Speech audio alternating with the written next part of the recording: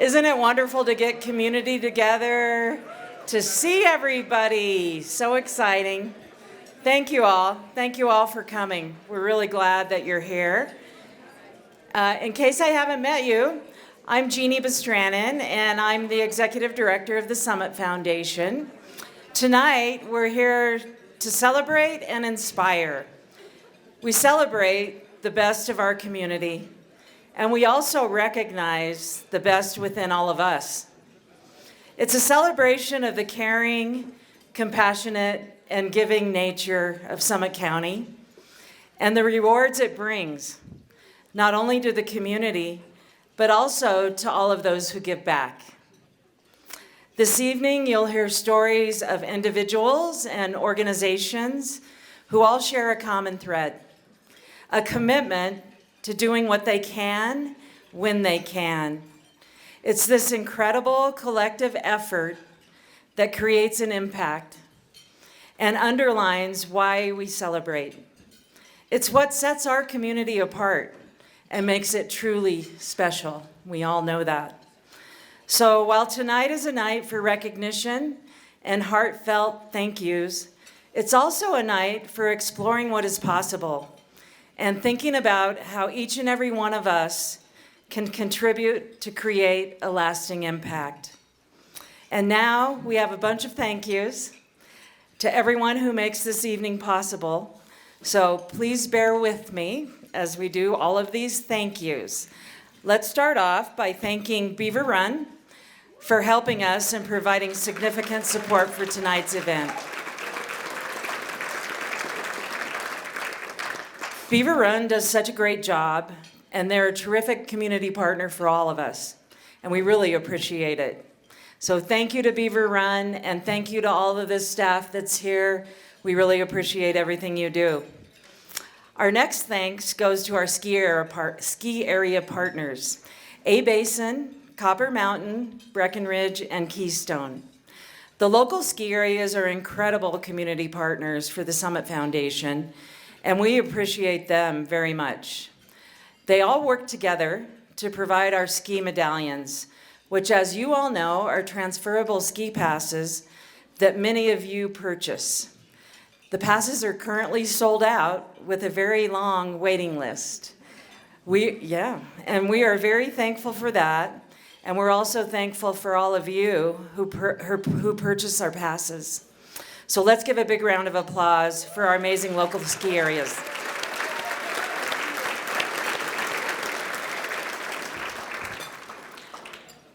Last year, the Summit Foundation was able to donate over $4 million thanks to the ski areas, our donor advised funds, and our 3,500 donors.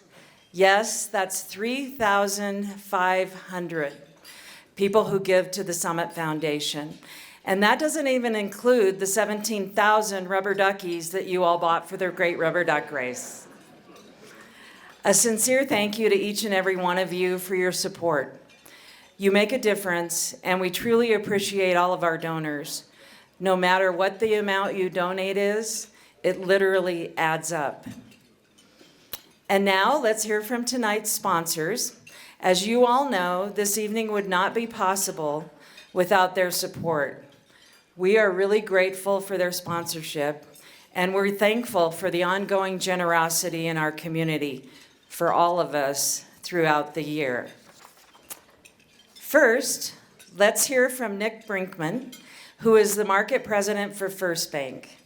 First Bank is a longtime partner with the Summit Foundation. As all you all know, they are also the statewide sponsor for Colorado Gives Day, which is coming up in a few weeks on December 5th. The Summit Foundation is the regional champion for Colorado Gives Day, so you'll be hearing more about that in the coming weeks.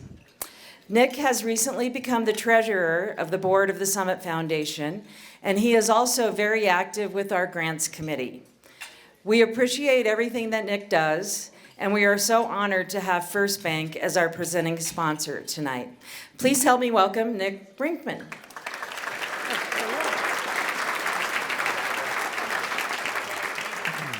Hey, thanks, Jeannie.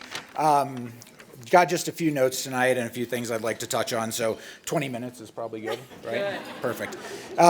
As Jeannie mentioned, I'm the market president of First Bank and also a member of the Summit Foundation Board, and I've had the opportunity to work with so many people in this room kind of wearing both of those hats, First Bank and Summit Foundation. It's just an incredible community that we have here in Summit County.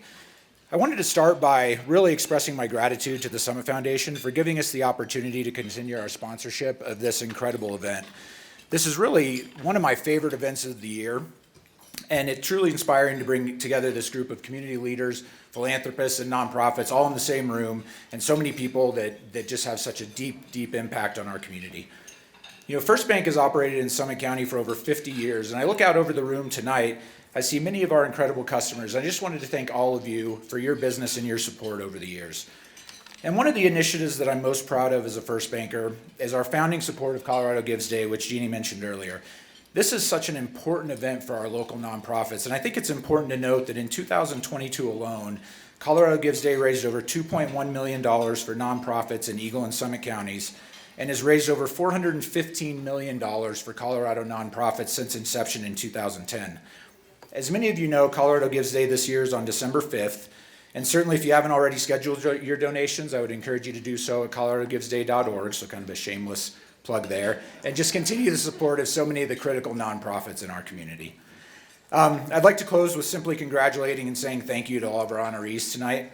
The work you are doing, coupled with the impact you are having, makes such a difference in our community and serves as continued inspiration to me and everyone else who calls Summit County home. So thank you.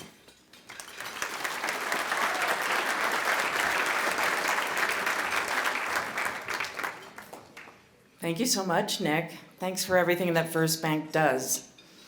Our next sponsor is Climax Molybdenum Company, represented by Nell Wareham and her daughter, Esther. Nell, I'm pretty sure you're the only one that can say that, molybdenum. And Esther, yeah, that's right. I think Esther has been on this stage every year since she was a little girl.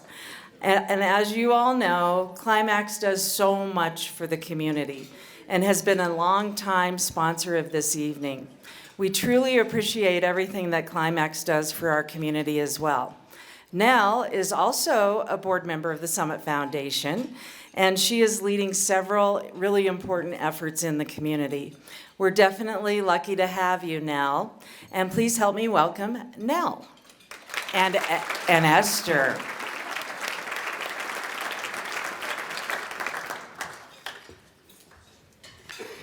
Thanks, Jeannie. And thank you, Nick. Yes, Esther's the other person who can say molybdenum, if anyone needs lessons. And Nick, definitely a great reminder to the community about Colorado Gives Day. That's a really important date coming up, and we appreciate First Bank's support, not only of this event, everything you do in this community, but also of Colorado Gives Day. So today I was thinking about this. You know, I completely agree. This is one of my favorite evenings. This is the waterproof mascara evening for sure, because I start crying immediately as soon as I think about how incredible this community is. And I was reading about philanthropy, and it really struck me. One of the definitions of philanthropy is it's so simple. It's defined as love of humankind, which just feels exactly like this county. And one of the other things, too, is just that engaging in philanthropy not only improves the overall well-being of what you give to in terms of our time, our talent, our treasure, but it broadens our perspective of the world. It gives meaningful purpose to life. It increases our sense of happiness and optimism. And philanthropy is active. It's a regular habit. It's what you do when no one is looking. It's not for the photo op, it's not for social media, it's not to get your name in lights. But what's super cool about this event is a couple of you do get your name in lights tonight because your community has come together to nominate you, those of you who do this work, and it is just such an incredible privilege to be back in this room, celebrating together what this community practices every day in the spirit of philanthropy. And I hope you have an amazing evening. I hope you have a wonderful holiday and the best in 2024. So thank you and enjoy your evening.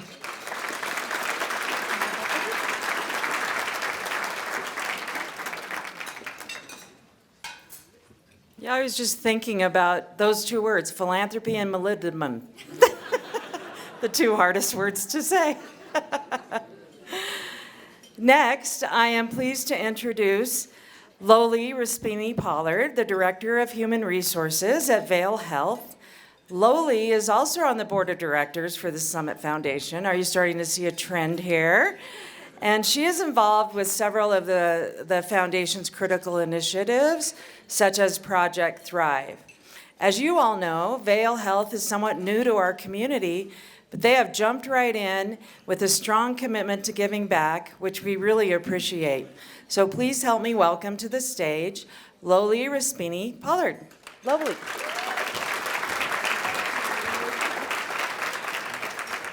Thank you, Jeannie, and thank you, Nell. It wasn't that hard this time, so thank you. I appreciate you. We always complain about that. I'm like, oh, I'm going after Nell. Good luck with that. Like Nell said, it's an honor to be here for Vail Health, to be here to support Summit County, to support the Summit Foundation, to support all our amazing winners tonight. Vail Health continues to be an independent provider, so we're very proud of that. Of course, we have been supporting Summit County with our mental health services. 2 years ago, we were very happy to open our surgery center, the Dillon Health Center, where we have, we don't have to go to Vail to get our amazing surgeries with all our amazing orthopedic doctors that we have here in our community. So it is an honor to celebrate 2 years of the Dillon Health Center opening. There we also have our urgent care and our Colorado Mountain Medical, where Dr. Bell is here. We are very happy that she was able to join us. She is a family doctor, and she continues to see new patients. So if you are looking for a new doctor, I highly recommend you Dr. Bella. She's amazing. She's bilingual, so she speaks English and Spanish, a great need for our community, as we know. And Vail Health, lastly, it is very proud to continue working with building hope on all our services for mental health. And I am proud to say that in 2025, we will be open an inpatient facility for all mental health. People will not have to be going all the way to Denver or all the way to Grand Junction. So that is, thank you. So that is an amazing thing to have in our backyard. There's a lot of need, as we know, for mental health. We need to take that stigma away. I go and see a therapy once a month, and it is okay, right? We go to see a dermatology, our eye doctor. Go and see a psychologist. It is okay. We all need help some way or another. So I think it is very important to say, hey, I need help, or I don't know how to do that. So I challenge all of you to continue checking in with a friend, checking in with each other, and asking for help. And cheers to an amazing holiday and to an amazing night.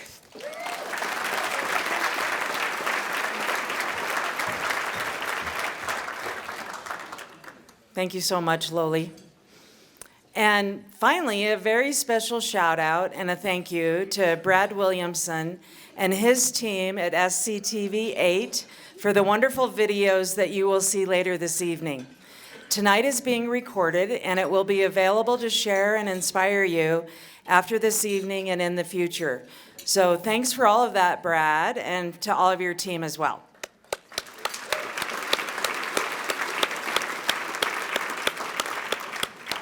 What amazing sponsors and what generosity we have in this community. On your table, you'll find the program booklet that highlights all of the winners and the great work that they've done here in Summit County.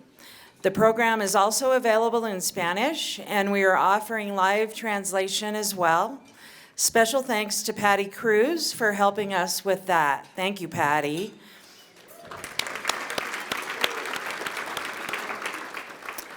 The people who submitted the nominations are also listed in the program book, and we will also hear from them later in the program. We would like to thank everyone who submitted a nomination. It's really wonderful that you took the time to honor the people who are doing great work in our community and making a difference. Thank you so much for submitting a nomination. Everyone who was nominated for an award will receive a certificate of recognition from the Summit Foundation in appreciation of everything that they do for the community. Tonight's awardees were selected by a committee of community members who are also listed in your program. As you can imagine, they had some very tough decisions to make. With all of the amazing work that's being done, it was hard to pick the winners.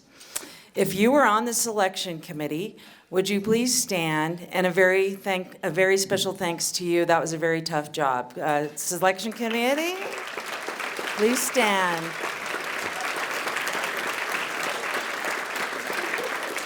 Thank you for all the time that you put into that. As I mentioned, tonight is the 33rd anniversary of this event. Amazing that over 140 people have received this prestigious honor over the years. If you or your organization has received a Philanthropy Award in the past 33 years, would you please also stand and be recognized? Thank you so much for making a difference in our community. Don't be shy.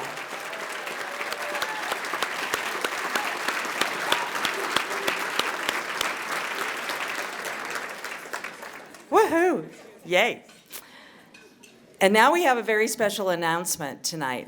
Tonight's awards that you can see here behind me were designed and specially made by the students in the Career Tech program at Summit High School. Yay!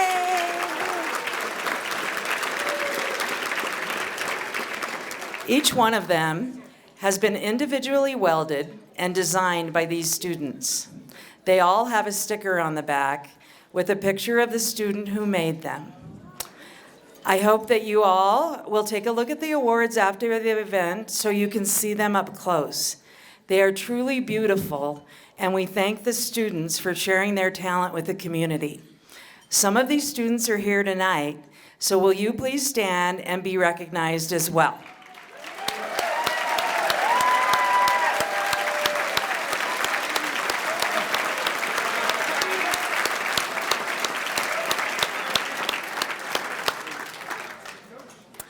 You are so talented, and you definitely have a great future ahead of you. Thank you so much.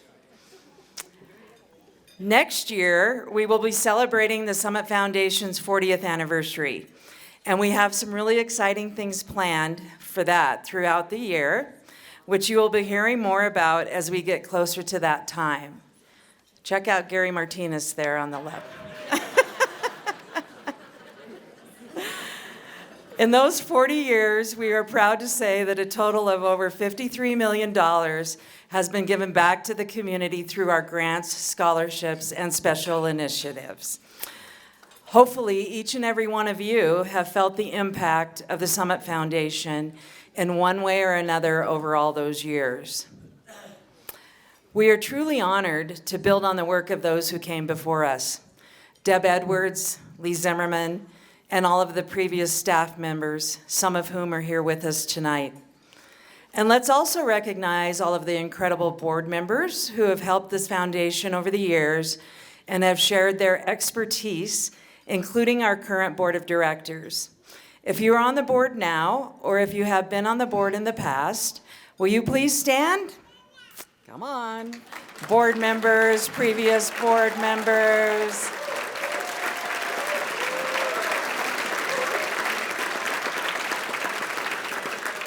That is truly incredible. We really appreciate you sharing your expertise with us. And thank you so much for helping in the Summit Foundation and the community. I would also like to recognize and thank the staff of the Summit Foundation. They are truly an amazing and talented team, and we are so fortunate to have all of them. We do a lot of work with a really small team, and they really are a dedicated bunch.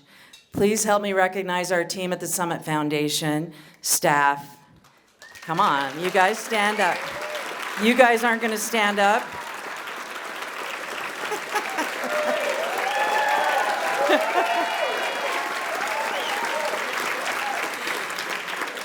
Oh, that's so funny. Thank you for thanks for your dedication and for all that you do. And now, for the brief fundraising portion of the evening, you knew that was coming. If you would like to make a donation to the Summit Foundation in appreciation of our many accomplishments or in honor of one of tonight's recipients, we would certainly welcome that, and we thank you. You can do that online at summitfoundation.org, or conveniently, there's a QR code on your table decorations that will take you right to the donation page. And there's always the old-fashioned way, remember this, a check. You can also write a check to the Summit Foundation. We have some envelopes on your table, so you can take those with you and mail a check to us. Please know that we appreciate and honor every single donation that we receive. Thank you so much, and we really appreciate all of the support that you guys give the Summit Foundation. Thank you. And now I'd like to introduce our host for this evening's festivities. I'm pretty sure you all know Kelly Renew. Kelly is the Director of Employee Experience at Copper Mountain, and in her spare time, she can be found performing at Theater Silco. The Summit Foundation is also fortunate to have Kelly on our board of directors, where she is the amazing chair of both our Grants Committee and our Scholarship Committee. We are so thankful for Kelly. She is truly incredible. Kelly is quite a hero in her own right, and we really appreciate her helping us out tonight. Please help me welcome Kelly Renew.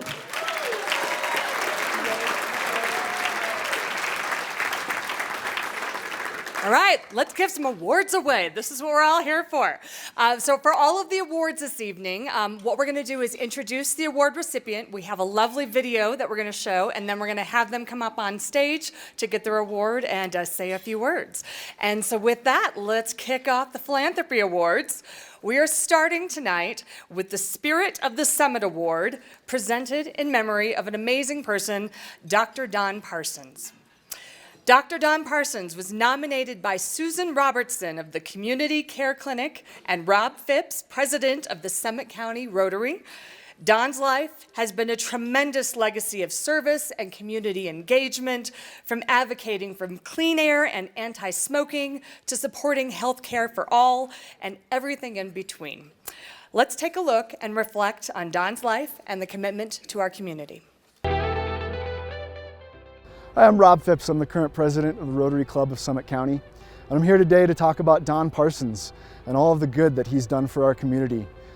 I'm Susan Robertson, and I'm very proud to be part of the nomination for Dr. Don Parsons for the Spirit of Summit County Award through the Summit Foundation's National Philanthropy Days. I can't imagine anyone more deserving of this award than Don. When I think back to time I've spent with Don, it's at any event in this county where we were out doing good. Don was always there. So I first knew Don Parson many, many years ago. He was the president of High Country Unitarian Universalist Fellowship. And I somehow became the vice president, and so I worked with him for a couple of years, sort of learning from him and gaining wisdom from him.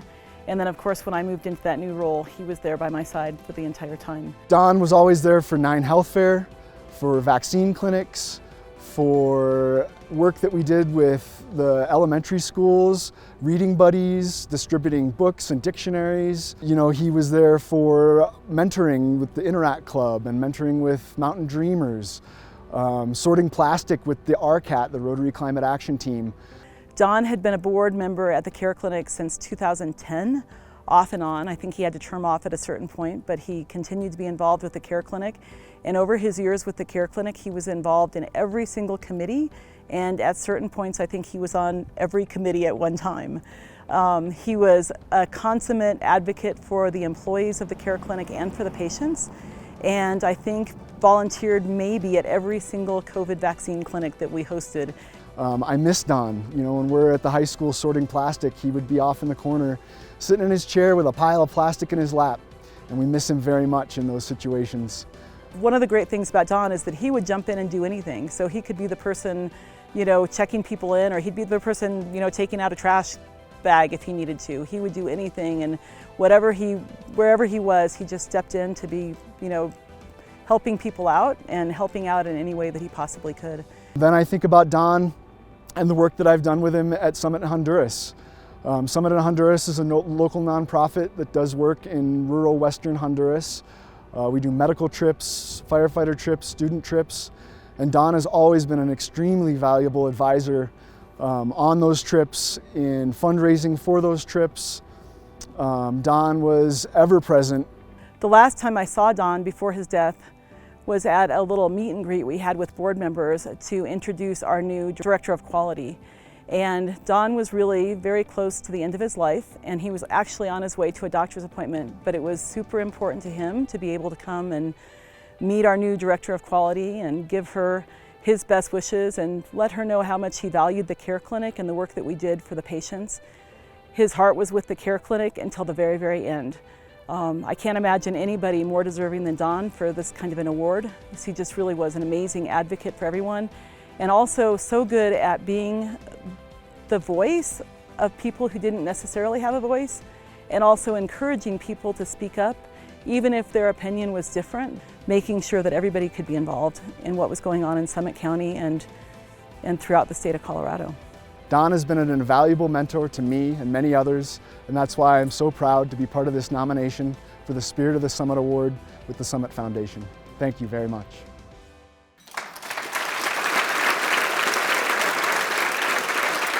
Please help me welcome Amy Wineland, the Public Health Director for Summit County, and Don's daughter, who is accepting the award tonight on behalf of her dad, Dr. Don Parsons.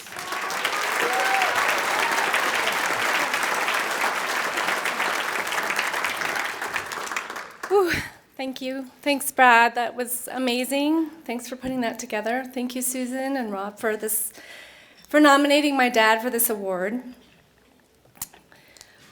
It is with an overwhelming sense of honor and responsibility that I stand before you this evening. I am here as a humble representative of an enduring legacy, a legacy of generosity, kindness, and connection left behind by a remarkable man, my dad, Don Parsons.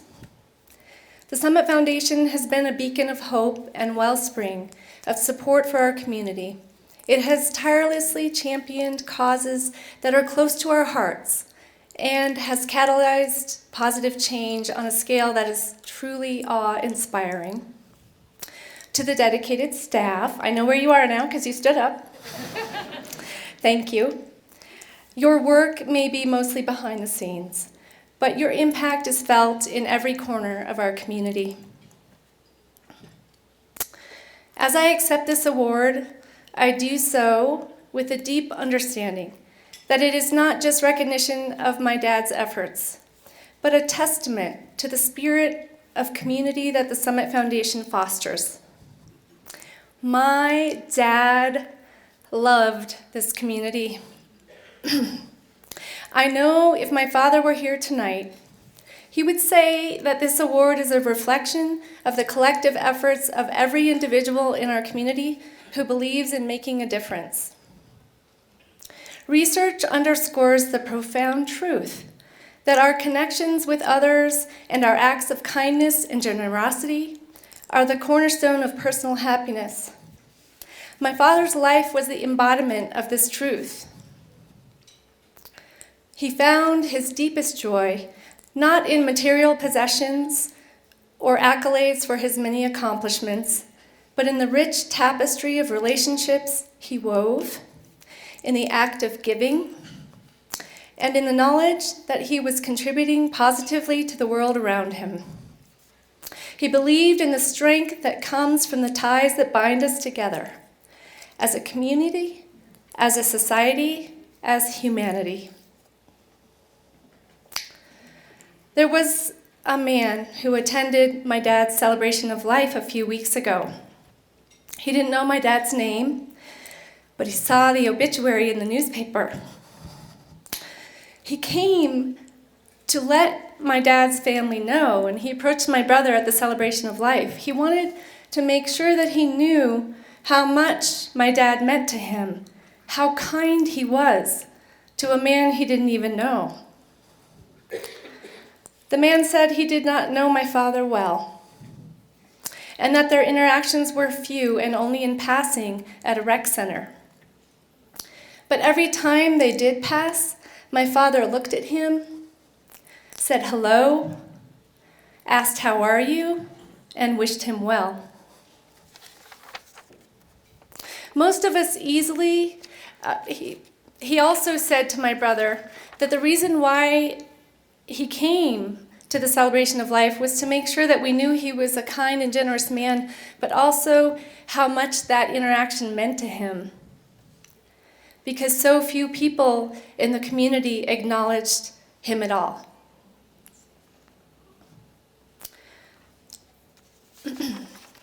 Most of us easily and subconsciously bypass the chance to connect with others we don't know because we're swept up by the hustle of life. Dad, on the other hand, understood that every person carries within them a unique world, and to acknowledge the world, to make someone feel seen, is one of the greatest gifts we can offer. He had an uncanny ability to make people feel valued, recognizing the inherent worth within every individual. Dad was a man who understood immense joy of giving, of extending oneself for the benefit of others. He was generous with his wealth, his wisdom, but most importantly, his time. And he gave it willingly, freely, and joyfully. His contributions to our community and beyond were numerous, and I will only mention a few tonight. One of the many ways my father made a difference was through his commitment to mentorship, volunteering for various mentoring programs, as you saw in the video. He dedicated countless hours to nurturing the potential in our youth, believing firmly that they were not just our future, but our present.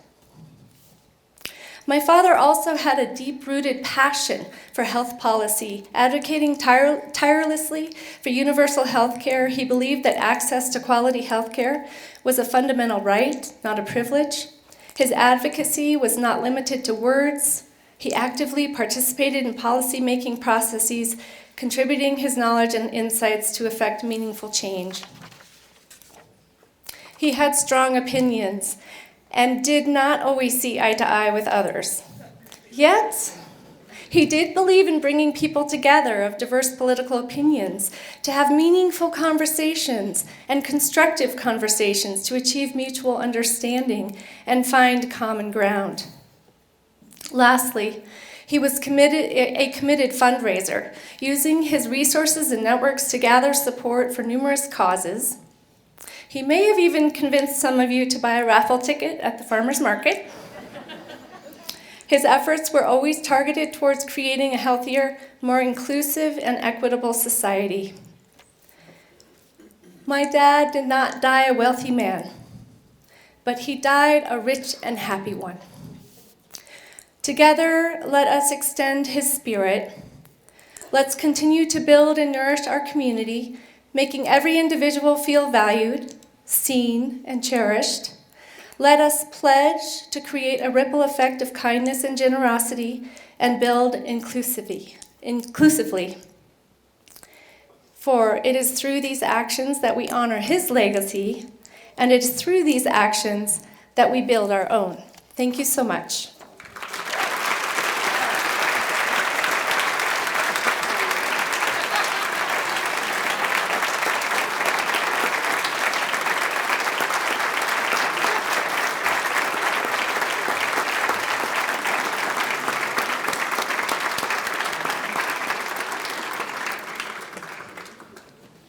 If we all could only leave such a legacy and impact. Thank you, Amy, for those amazing words there. Next up tonight is Outstanding Professional in a Nonprofit Organization, which tonight goes to Jen Shank from Executive Director of the High Country Conservation Center, otherwise known as HC3. Jesse Burley from the town of Breckenridge and the staff of HC3 nominated Jen. Perhaps there's no greater compliment as a leader and a boss to be recognized by your staff, and that is also to be recognized by the sustainability department of a town you work with. Nice job, Jen, there. HC3, as you all know, has been at the forefront of environmental efforts in Summit County, and Jen's passion and leadership has made much of that possible. So let's hear a little bit more about Hi, I'm Jessie Burley with the Town of Breckenridge, and I am proud to have nominated Jen Shank with the High Country Conservation Center for the Summit Foundation's Outstanding Professional in a Nonprofit. Because of Jen Shank, our community is a forward-thinking, climate-active community that values our environment and continues to have progressive environmental policies driven by the High Country Conservation Center. My name is Rachel Zarin with the High Country Conservation Center, also known as HC3. So one of the reasons I love working with Jen is because she has dramatically expanded environmental programs in Summit County. Her work and engagement in this community has been seen across 2 decades of her work at the High Country Conservation Center. And because of her leadership, she has an incredible staff, has grown the organization into a wonderful nonprofit that serves our community. And that is fantastic for the people who engage directly with HC3. And it's also an incredible asset to our community because her work improves the environment that our local economy depends on. Jen has been a mentor, a friend, and a colleague. And one of the projects that stands out to me, having worked with Jen, is implementing the Pay-As-You-Throw and Universal Recycling Project for Breckenridge and hopefully upcoming Summit County government. High Country Conservation Center has been a leader in the recycling world for a long time, but it is now increasingly a climate-active organization. And under Jen's leadership, she's grown that division, and we are working hard as a community to implement other policies that help drive our reduction in greenhouse gas emissions for a better future. So for those who know Jen, they know that her sense of humor can be a little sarcastic or maybe even cynical at times, but she will be the first to tell you that she has a lot of hope in the world, and that hope is what keeps her going at her job. So I would just like to say thank you, Jen, because we as a staff see it every day in the hope you show up with, your dedication, and your passion to improving and protecting the local environment. Jen, congratulations. You have earned this, and we are very, very, very proud of you. Jen, we are so proud of you for all the work you do in our community and for winning this award. Congratulations.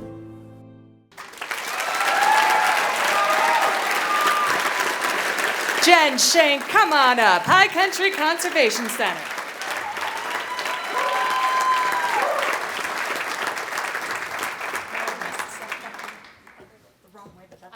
That's okay. Official. Oh, thank you. There you go.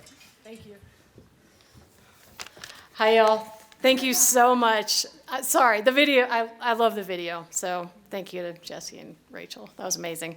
Appreciate it. And tough act to follow.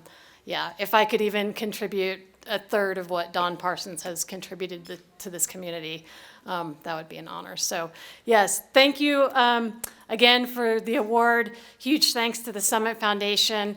And I do not, I think this is more a testament to HC3 as an organization and recognition of us than just me. So I have a number of staff and board colleagues in the room, so huge shout out to them because you all are the ones who are really making this happen as HC3.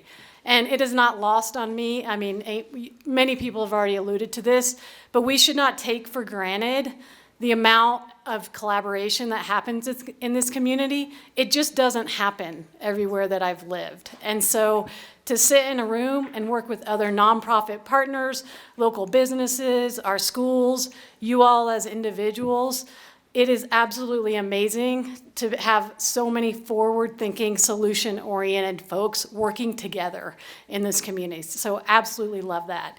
I think most of you are probably a little bit familiar with HC3, but a few of our key focus areas include helping people recycle and compost more. We lead climate action initiatives, as Jessie said in the video. And then finally, we help people and businesses conserve water in Summit. And so related to that day-to-day programming, our vision as an organization is to create a healthy planet through local action.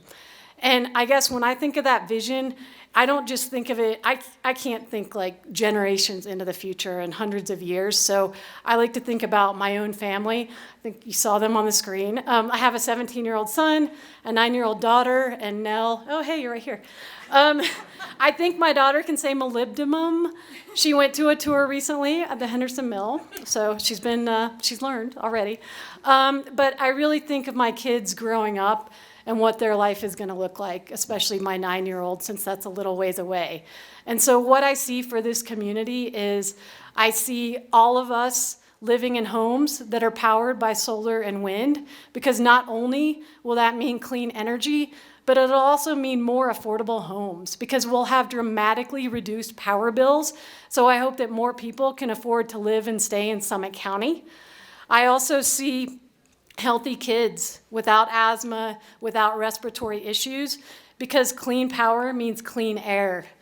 I see all of us having easy access at our homes to recycling and composting, and because everyone in the community will have access to that, it'll just be second nature. Like, it'll be ingrained zero waste values, and it won't even be a choice anymore because it'll be so cultural. I see snow on the peaks so that my daughter can continue skiing with her friends. And of course, if I see snow on the peaks as she grows up, then that means spring runoff. And I see a full Lake Dillon and a healthy Blue River. So we'll be able to continue boating, kayaking, fishing, all those things. And more importantly, as a community, we'll still have that important water resource that we need to thrive. And we'll be able to share that resource, the water, with our downstream neighbors and farmers. And as a community, I know that we can achieve this vision. It's not just about HC3. I think everyone in this room likely moved here for the same reason, and that's, there's no windows in here, but and it's dark, but the beautiful mountain surroundings, like, that's why we moved here. That's why we live here. We all love it. We want to protect it. So I invite you all to join us in helping HC3 achieve our vision of creating a healthy planet through local action. And thank you again for this award and for honoring HC3.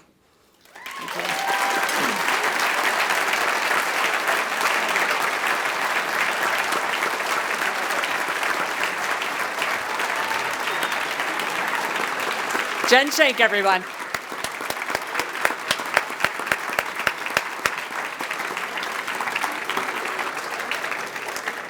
By the way, these awards are solid. Nice construction from the Career Tech team. Holy guacamole, these aren't going anywhere.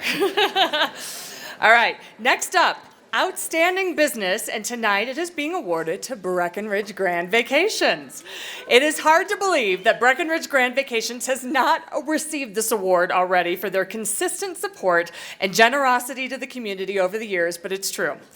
BGV leads by example in all they do, and they've established a community impact department dedicated to community support, employee volunteerism, and even environmental sustainability. They were nominated by the Friends of the Dillon Ranger District, Smart Bellies, and their employees. Let's take a look at their video. My name is Daniel Ramirez, and I work for Breckenridge Grand Vacations. I'm the general manager for the break-in.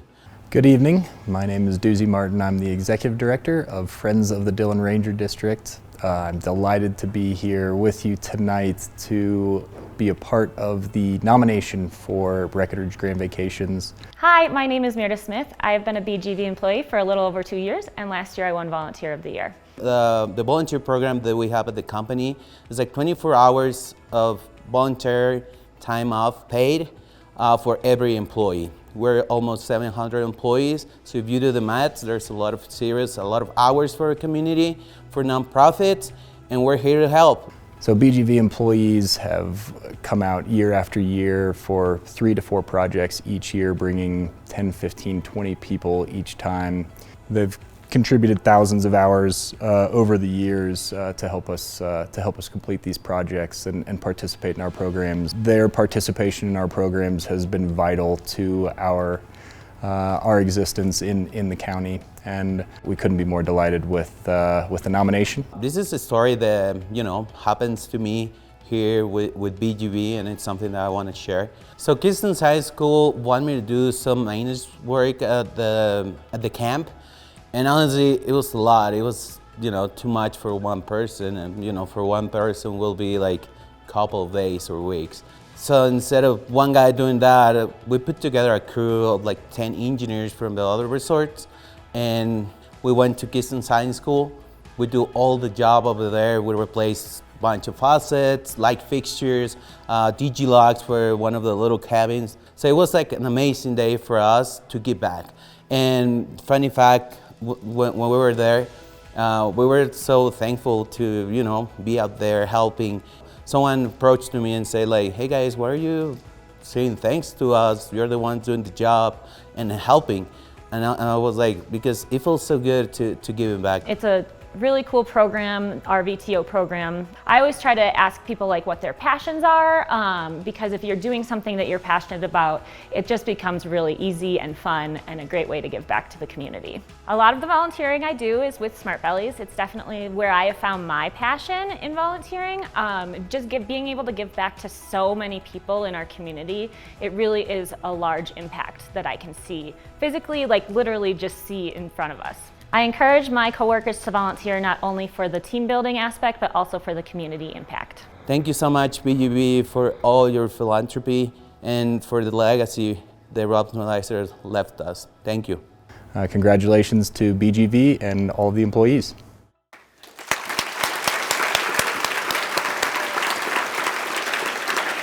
Accepting the award for BGV, it's Brian Bingy and Ellen Reed.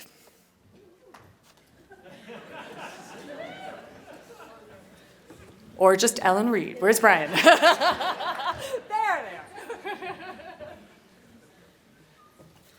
Well, we planned it a little differently, as you can tell. Whoops. That's okay. But we're very, very grateful.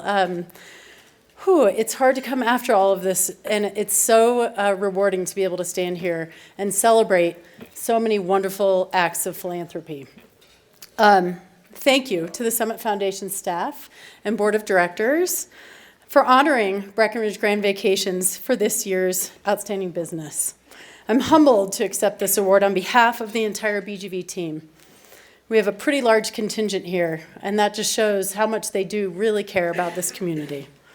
So I'm relatively new at Breckenridge Grand Vacations, starting my role in January of this year. And when it was decided that I would be the representative to accept this award, I panicked. I tried to get anyone else to do it, which is why Brian's name was on there too, I think. How could I possibly sum up what it means for BGV to be honored tonight? I've only worked there 10 months. But then I realized I wasn't really new to BGV. Having lived in this community for more than 20 years, I know BGV. The resorts, okay, who hasn't tried to sneak into the pools maybe once or twice? I haven't, Brian, I swear. The people, a fun-loving crowd who put hospitality and people first. Many of our friends and neighbors either work at BGV or have worked at BGV, so we probably all know BGV in some way. And then when I reflected further upon my relationship with BGV, I realized I did have a reason to stand here today, because BGV surprised me. In my previous career as a nonprofit executive director, I kind of epitomized the stereotype, someone driven by a mission to change the world or at least leave it better than I found it. I had very little context for the business world. I was first a teacher, then an outdoor educator, and then an executive director. I kind of thought that business was where the money was made, and nonprofits were what changed the world. Why would Breckenridge Grand Vacations be any different? There was really no obvious reason. They had a successful business model, as many other businesses here and in our community do. There was really nothing in the business playbook that said, give back to the community that helps make your business possible. But then in 2012, the nonprofit where I was working, Keystone Science School, was in a tough situation and needed to raise more than $2 million in just 60 days. So I had to put all of my assumptions aside and ask anyone and everyone for financial support in a hurry. That included BGV and a lot of you in this room here tonight. I didn't expect much when I walked into the room with one of the owners, Mike Dudek. I knew him to be a tough negotiator, And speaking of panic, I was panicked because it was a big sum of money I was going to ask him for. But he's an approachable guy. And so when I laid this situation out and made the ask for the sizable gift, I did what any fundraiser does, and I sit there awkwardly in silence and just wait and see what he says. And he said, you know, I really love Keystone Science School. I really love the work you're doing. I appreciate the impact it has on youth. I believe in the mission. Thank you. He thanked me when I was asking him for a lot of money. But then he said yes. They would fund us because BGV believed in community first. It wasn't just Mike, though, who carried this ethos. This runs throughout the entire company. It's in BGV's DNA. As you know, Breckenridge Grand Vacations' late owner, Rob Millizer, whom many of you knew and loved, he firmly believed in making a difference, creating a community that thrives, one where every member feels valued and supported. His brother, Mike Millizer, and of course, co-owner Mike Dudick, embody that same ethos, as does the entire staff.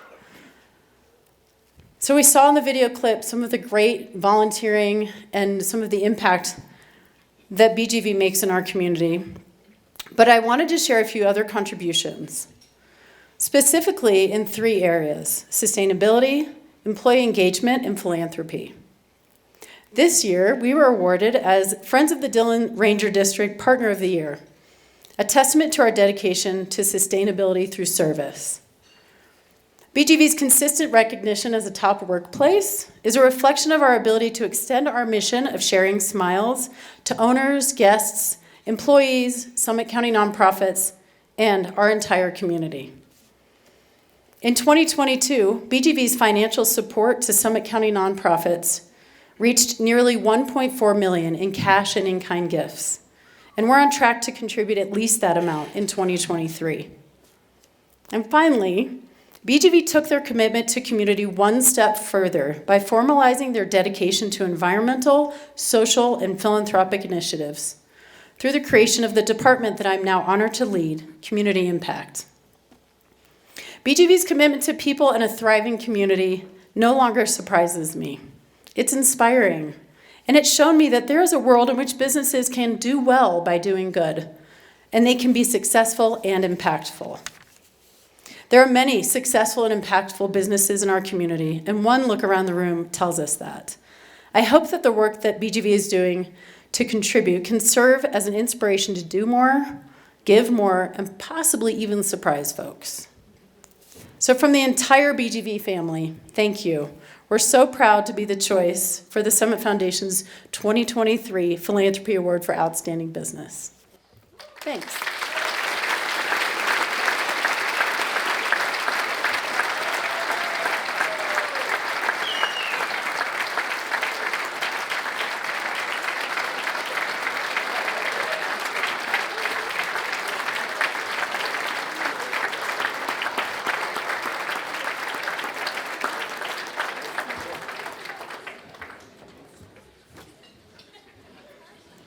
Thank you, Ellen.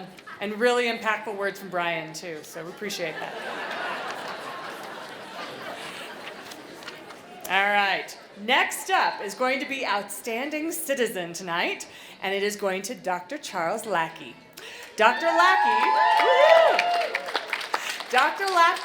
was nominated by Dr. Casey Cowie and the staff at the Community Care Clinic and is being recognized for the countless numbers of patients and friends he supported in Summit County through his amazing efforts. Let's learn a little bit more about Dr. Lackey. Hi, I'm Casey Cowie. I'm the Chief Medical Officer and Family Physician at the Summit Community Care Clinic, and here to talk on behalf of Dr. Chuck Lackey. Hi, my name is Karen Meza. I'm the Director of Clinical Operations here at the Summit Community Care Clinic. I am very proud of Dr. Lackey and very happy for his nomination. Dr. Lackey spent the last 6 years here with us at the Summit Community Care Clinic as a family physician serving patients. He spent the last 40 plus years here in Summit County. He actually started out as one of the founders of the Summit Community Care Clinic by seeing patients after hours. We were honored to have him join us at the tail end of his career, and while he could have decided to retire at that point, as most physicians would have. Chuck's heart is just too big and couldn't stop serving patients at that time. Working with Dr. Lackey has been, I would say, an inspiration and a pleasure. He's been one of the providers that has connected more with our staff and our patients really care about him and the work that he has done for not just for the care clinic, but for the community here in Summit County, and I would say Leadville as well. A lot of his patients were very much attached to him and really trusted him with their care. One of the patients that really stick out in my mind is a patient who really battled to come into clinic due to pretty severe depression, anxiety, and fear of leaving her home. Chuck and one of our nurses spent some extra time actually going out to the patient's home to make sure that she had the care she needed before he retired. I can recall many stories working with him for the past 10 years. I would say that one of the big highlights is that we would have to train our medical assistants to, really learn how to work with him so he wouldn't, have to do everything by himself. He's selfless, he's caring, and it's an honor to have had him here for these many years. This is just a small snippet of all of the care and compassion that he's shown over the many years of practice and the dedication that he's shown to our community. It was kind of bittersweet to see him go. I would say that he's an angel and everybody knows that. Dr. Lackey, we love you, we miss you, and thank you for everything you have done. Everybody misses you, but we know that you needed to retire, so we miss you and we love you. Chuck, I just want to thank you from the bottom of my heart for all the years of service that you've given to our community and specifically to your patients. We're all better off for having known you and worked alongside you. This is greatly deserved.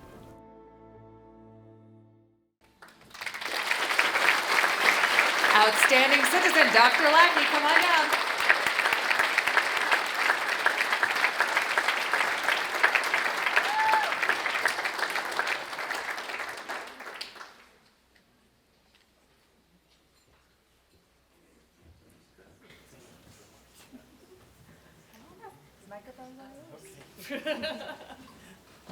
Just what I wanted. I know. Yeah. Well, I am honored to be here tonight with all of you who've done so much for this community. I would not be here if it weren't for a lot of people who have helped me along the way and whose shoulders I was able to stand on. And I needed to mention a few of those people here tonight. Dr. James Oberheide, who finally retired before me after trying to retire so many times, hired me back in the 1970s to work with him at the old Summit Medical Center. I don't know if many of you know, but Jim was also my senior resident when I was an intern in Denver so many decades ago. We go back a long ways. Jim mentored me through my first couple of years here and instilled in me how one goes about trying to practice medicine in a rural community, and gave me my first look at taking care of people who often couldn't pay for their health care. And for that, I am grateful to him. Jim also gave me my first volunteer job. About 2 weeks after I joined him, he said, "You know, Chuck, I've been the county health officer here for the last couple of years and nobody else has been here to take the job. So I want you to take it." And I said, "Well, okay." It took me 14 years to find somebody else to take that job. So Jim taught me to be careful for what you agree to. Pat Doletsky joined me as a physician in the 1980s to be my partner in practice in private practice. And Pat first decided that we needed some kind of a birth center here in Summit County because she was tired and frightened for her patients who, when they went into labor, had to drive 30 or 40 or 50 miles before they got to the hospital. So Pat developed the birth center at the old Summit Medical Center, and that, along with the surgery center and the emergency room, eventually morphed into the hospital that we have here in our community. Pat also was somebody who was deeply caring for patients who didn't have insurance and didn't have the wherewithal to go see a doctor.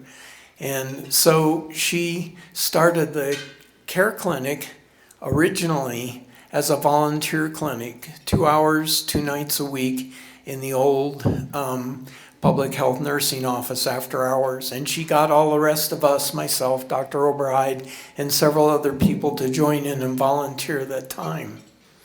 Don Parsons was a mentor to all of us young physicians at that time.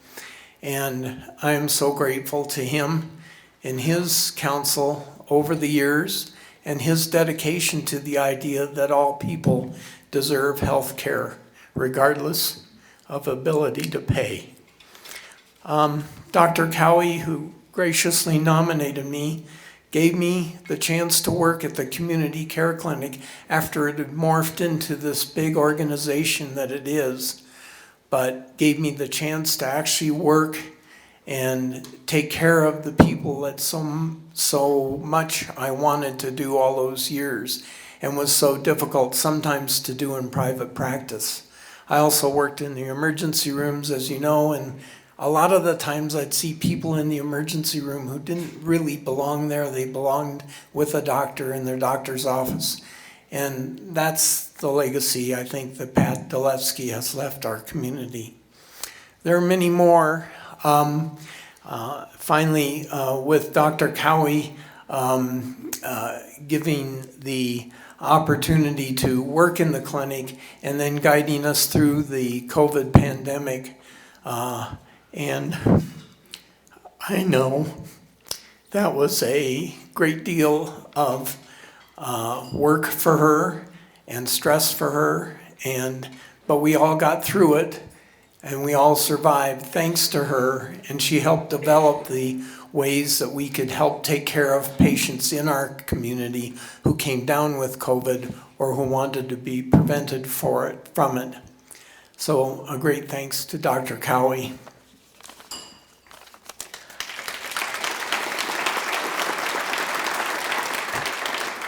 Finally, Dr. Walt Briney, who has been honored here in the past as a retired rheumatologist from Denver. Actually, Dr. Briney was a teaching physician at the hospital where I was a resident, again, so many decades ago. But he came up here and retired and jumped into working with Habitat for Humanity and jumped into volunteering with the clinic to give our patients at the clinic special rheumatology care that they could not afford or could never go to down in Denver or somewhere else. Dr. Briney is a very special person to me.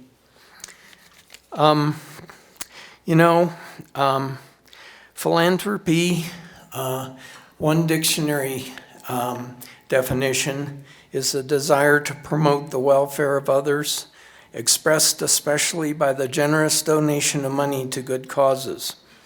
I would add not just money, but work, time, grit, passion, mentoring, and, as was said here before, love.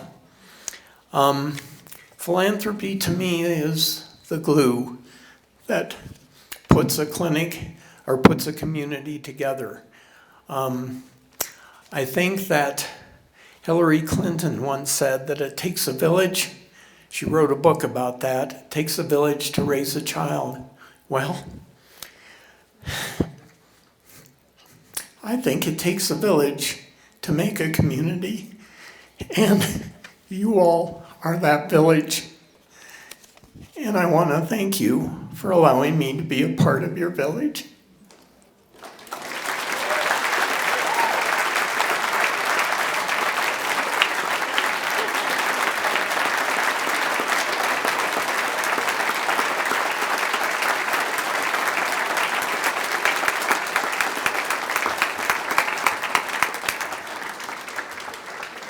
As you can see, humility tends to run through our recipients, so congratulations, Dr. Lackey. Next up, Outstanding Volunteer, and the 2023 recipient is Javier Gaspar Gutierrez. Javier was nominated by Judy Phillips and Vicky Opito of Bethany Immigration Services. Javier is a business person, and we're truly lucky to have him in our community. We're also happy he's here tonight because, as is often the case with our volunteers, he says he just does what needs to be done, and this award was too much. But of course, the award is very well deserved, and so let's hear a little bit more about this quiet leader of change. Hi, I'm Vicky Opito, and I work with Bethany Immigration Services. We are a very small nonprofit organization helping immigrants in the community finding their legal pathway towards citizenship and residency. And I am very happy to help nominating Javier. He's an outstanding volunteer for our little office. Hi, my name is Judy, and I'm with Bethany Immigration Services. And I am very, very happy to be able to support Javier tonight for this award as an outstanding volunteer for our organization. Javier is a huge help for our organization because he's willing to sacrifice his time and energy and resources to do precious fundraising for us, to help us keep going and help more immigrants in our community. Javier, about 4 or 5 years ago, came to a fundraiser that Bethany was putting on and gave us a check for quite a quantity of money, and without us soliciting anything. And he told me that he had asked some of his clients and they had wanted to donate. And you know, we found out that Javier has a gift for fundraising. And so for the last at least 3 years in the fall, he has taken a few days just to dedicate to that effort to help us raise the funds we need to be able to serve this immigrant community better. One thing really special and unique, I think, about Javier is that he has done this work for us and blessed us so much without wanting any recognition, without wanting any compensation. And that's his kind of philosophy in life. You serve and don't expect anything in return. So this may be a little awkward for him tonight, but he needs to inspire others. And I think tonight all of you will be inspired by his example. Javier, thank you so much for all your help and your humble attitude, and we love you. Our outstanding volunteer, Javier.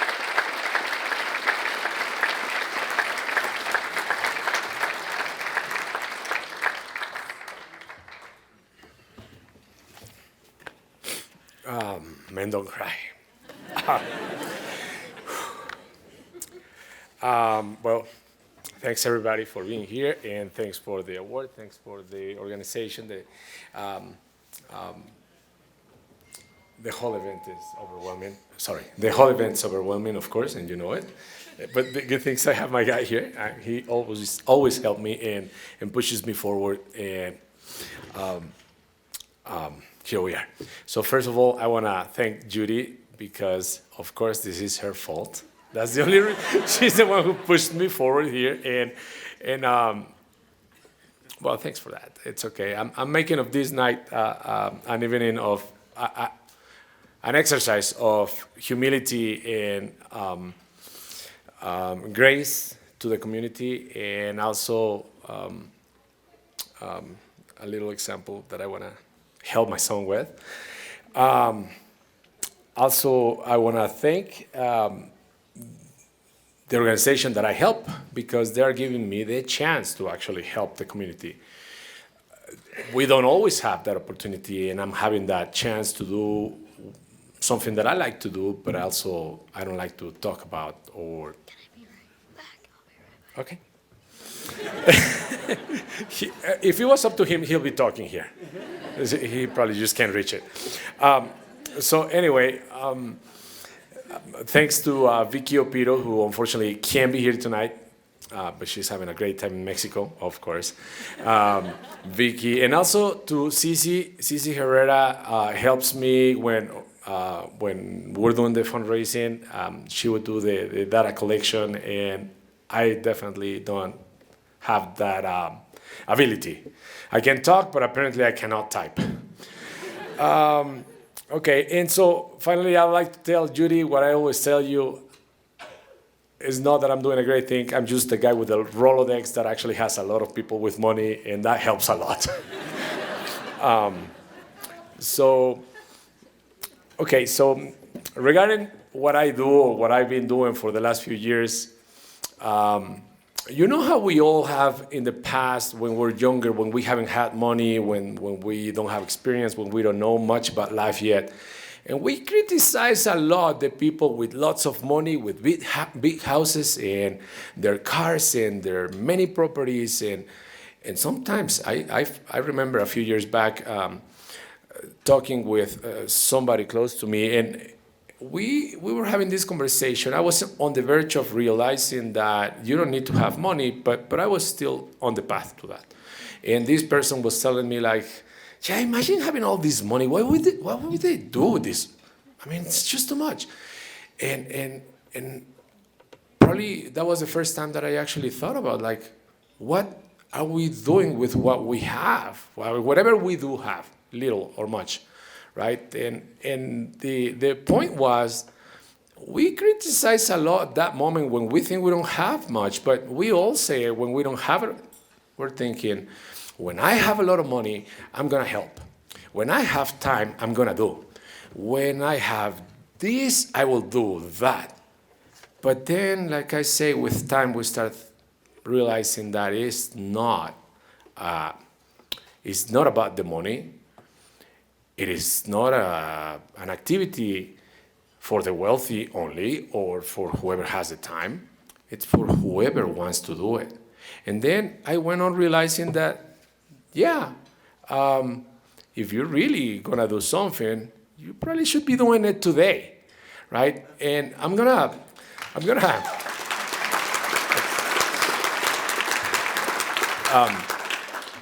in the words of Jim Rohn, who, old guy who I listen to sometimes. Anyway, I'm paraphrasing.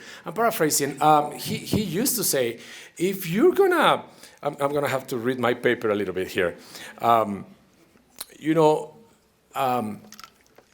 Charity has to start at an early stage on your path to being wealthy, because whatever you're gonna do, like I was saying earlier, whatever you're gonna do later in life, you better be doing it today. And that is to say, if you're not willing to give 10 cents out of $1 that you might have today, very likely you're not gonna be able to give $100,000 when you have your first million. And that was an idea that I took from him, and I've been trying to work a little bit on that. And that is basically what I base the little things that I do. That's one of the two reasons. And the second reason, the most important reason I think that I do what I do when it comes to community is because it's everybody's job to put a little piece, to put it all together. That's what makes a community. It's not for the leaders only. It's not for the ones who have only. It's not for the workers only. It's all of us at the same time, right? So with all these things in mind, I realized in the last few years that really it is today that we have to be doing the things that we wanna. We have to become richer today by giving what we have, whether it's our resources, whether it's our time, our money, whatever we have. It is today. If we say that we're going to do this in 10 years from today, well, today is the day we start. And with that, I would say, don't wait. Become richer today. Come on and help.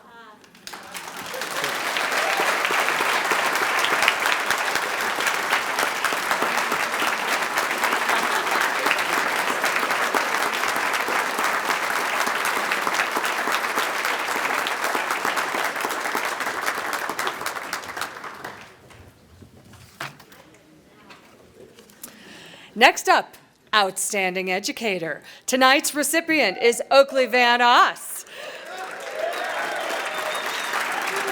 Mr. Van Oss of Summit High School was nominated by Brad Peel and Bonnie Ward of the Education Foundation of the Summit, but the true force behind his nomination are the students in his Career Tech welding class and the transformation he has made in their education. After this video, we're sure you'll understand why.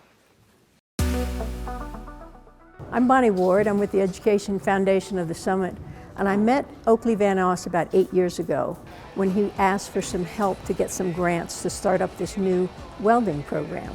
First time that I took Van Oss, I walked in as a sophomore, and he instantly made me feel welcomed. It was a cool experience to get to have a hands-on class in school and just have another opportunity to not be in a classroom and get to build stuff and actually make stuff that you could use in the real world. It's really just a great learning environment. You walk in, there's always specialists, there's always people that are in here that know what they're doing. They're prepared to teach you different elements of the trades. Van Oss is super patient and understanding. He'll show you as many times as you need to get something down. This year I started taking welding class, which has been my personal favorite. I love welding, and it's something that I would absolutely consider doing after high school, and Van Oss has been nothing but supportive of that. He is an amazing teacher. His first priority is always safety in the labs with students. But after that, it's collaboration, cooperation, and making sure that every student has a really great learning experience. The way Van Oss teaches makes you feel very driven to get things done and to get to work. It's very enthusiastic setting in the classroom. We're all just going around building our stuff, having a good time. You walk into class and you get a handshake, you feel like you're in a professional environment, but it's also you can mess anything up, and Van Oss would never make you feel anything. He talks you through it as many times as you need, shows you how to do it while being safe, shows us applicable stuff stuff that comes from experience, easier way to do things, and just really, helps it through every process. Mr. Van Oss is super great. I mean, you walk in the door and he greets you like he's super excited to see you every day. And then you get to work. I mean, he gives you a task and you see it through, and it's really just a nice, it's like being in the work field. You learn your environment, and he's just a great instructor and a great guy to help with that. I'd like to read to you from one of his students. He said, "I was so excited to get into the welding classes because they were a totally different environment from my other classes. Mr. Van Oss radiates joy. He really cares about his students. I graduated 3 years ago, and sometimes I forget the names, but I'll never forget Mr. Van Oss. I learned skills from him that I use for the rest of my life. I am now in the Marine Corps, and as a motor tech mechanic, I use those skills all the time." And I think that captures what's so special about Mr. Van Oss. When you come into his classroom, it's a very noisy, bright environment, but every student is working purposefully and under great supervision from Mr. Van Oss. These are sort of the reasons why we nominated Mr. Van Oss for Outstanding Educator. Thank you, Van Oss!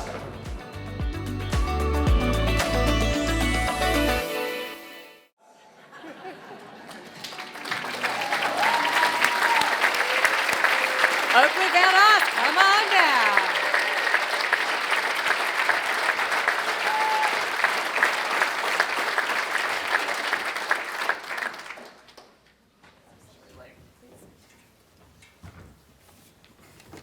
Thank you all so much for this tremendous award. I'm very, very honored to be here tonight. Thank you, Summit Foundation, for making so much of a difference in our schools every day. Everybody here in the room has kids, has grandkids, and they've been impacted directly by the Summit Foundation.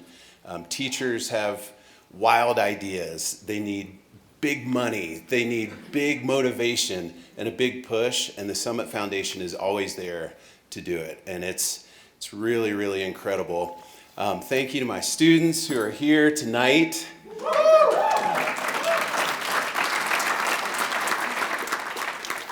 These guys are everything. They make coming into school every day a great place to be. I really appreciate them. Thank you, Bonnie. Thank you, Brad. Thank you, Paul Finkel, for being there from ground zero on all the programs that we've gotten underway. And a huge shout out to my mom. She is here. She came from Tallahassee, Florida.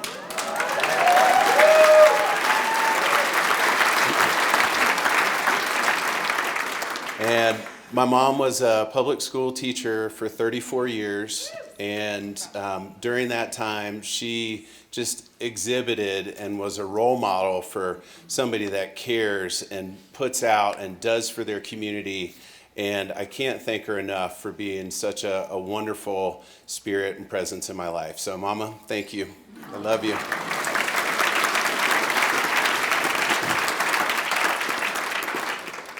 I'm accepting this award tonight on behalf of my students, most definitely. SHS as a school is so supportive, creative, and very resilient. The Summit County Builders Association, with our recent partnership, has been absolutely forward-thinking, very agile, great at what they do. And the Summit community in general. You guys, every time that you have seen something in front of you that said career and technical education, you go, oh yeah, let's vote for that. We need that plumber, we need that electrician, we need that carpenter. And more than any of that, more than any of our personal needs, we need our kids to feel honored and lifted up and feel like whatever path they choose after high school is going to be the right one. But hey, you should really go into the trades. It's awesome. I wanted to talk real quickly about what we're up to at the high school, because it's really exciting. In general, we are changing the narrative about going into the trades after high school. Kids are very proud, they're very honored that they're choosing that path, and it's something that's new. There's a buzz that's been created at the high school and in the community, and it's just wonderful to be a part of. The welding program, as Bonnie said, has been in existence for 8 years now, and we currently offer dual language welding, Welding 1, Welding 2, and Welding 3. And when kids do Welding 1, 2, and 3, they're graduating with 8 college credits from CMC, so it's a huge deal.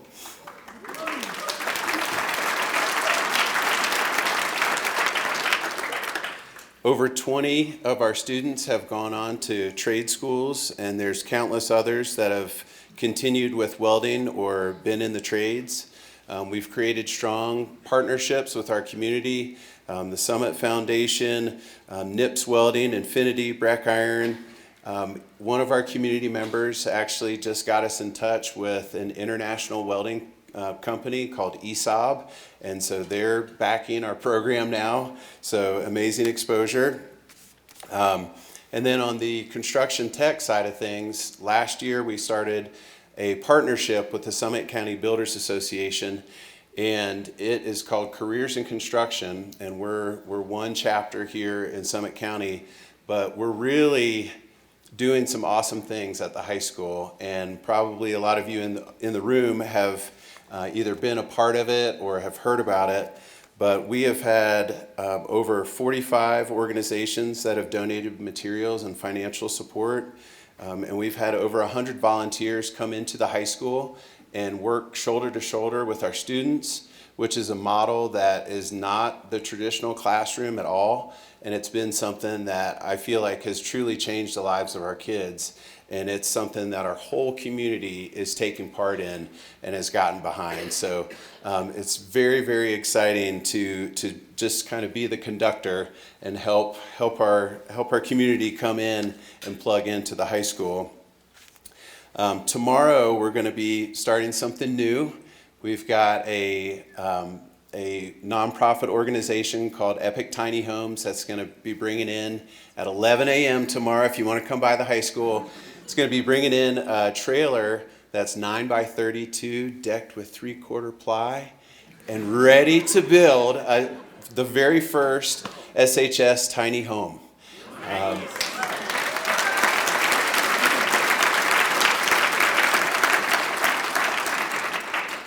Through that, we're going to have loads of tradespeople that are in working shoulder to shoulder with our kids and supervising them. And then eventually, when it's completed, it's going to be going to the Western Slope for this first one, where it's going to be teacher housing. But then next year, we're going to flip this house, we're going to build another one, and this one's going to stay in the county for the people that need it here. So it's a really exciting thing that we're starting off with.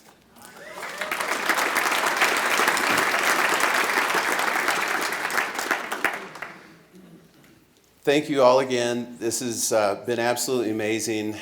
7 years ago, my son Orion Van Oss, he won the Outstanding Student of the Year award, and it was a tremendous deal. And so I was sitting out in the audience just being a proud papa, and so he was one of the first people that I called.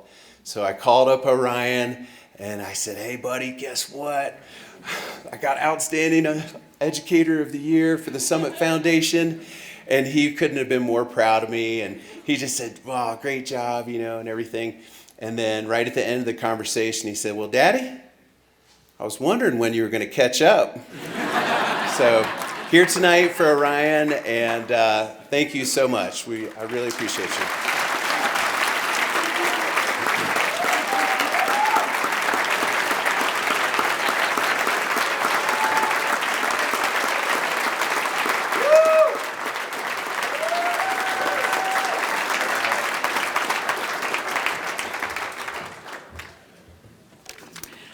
Next award is Outstanding Youth, which goes to Jalissa Espinoza Signs tonight. Woo-hoo! Jalissa was nominated by Danielle Hicks, the director of the pre-collegiate program at Summit High School. Jalissa is a passionate volunteer with a strong commitment to giving back and helping her community. She also did an awesome job in the high school play last weekend. Let's hear about all that Jalissa is currently doing. Good evening. My name is Gail Shears, and I'm a mentor with the Mountain Mentor Program. My name is Danielle Hicks, and I'm the Pre-Collegiate Program Director. We are a program that serves first-generation students in their quest to graduate high school and pursue post-secondary education.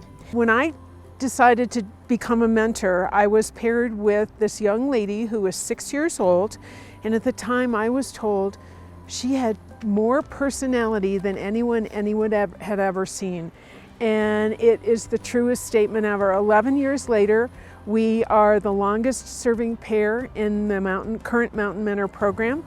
And Jalissa Espinoza has been just a light in my life. Jalissa Espinoza has made a huge impact on our organization by being an inspiration and motivator to younger students. She often mentors students, and they look up to her and want to be just like her and all the things she is doing here at the high school. And the reason I nominated her is because of how involved she is in everything. She is involved in almost every club here at the high school, and she is involved heavily in the community with town cleanups, Adopt an Angel. She's always willing to sign up for any fundraiser and do anything to support the community that also gives back to her. We have had numerous different activities, from making cookies to volunteering at various organizations. We've gone skiing, we've gone snowboarding, we've done all kinds of things. She is absolutely amazing. A funny story about Jalissa, we go to CU Boulder every summer for 2 weeks. We take our rising seniors there, and this past summer we took Jalissa's class, and it was probably the rainiest time we've ever gone. It rained almost every single day, and in fact one day it even hailed really hard while students were moving in between their classes. And I was talking to students as they were were coming in, and Julissa comes in with a smile on her face, thumbs up, so excited, shaking off the rain, while all the other students were asking me, why did you bring me here for rain? Why are you doing this? But Julissa's just always ready to be a part of things, even if it means she's going to get torrential rain downpour on her as she heads to class. It has been a real privilege being part of the Mountain Mentor program, but most especially the opportunity to work with Julissa and to get to know her family. It's been very enriching for me, and it's just been wonderful to watch her grow from a 6-year-old to an adult, and just how much she gives back in every single thing she does. As a program, we are so proud of Julissa, and we are excited for all the things she has accomplished and will continue to accomplish through her senior year in post-secondary education. Julissa, thank you so much for letting me be part of your life. You are an amazing young lady. It's been a privilege to know you, and I hope that we continue to be friends and connections in the years to come. I want to hear more about your future and all that you're doing to help improve the world. She's been an inspiration to so many students, and I know she will keep inspiring more. Thank you for taking the time, and it's a delight to see that she has been recognized for all that she has given to this community. Julissa, come on up.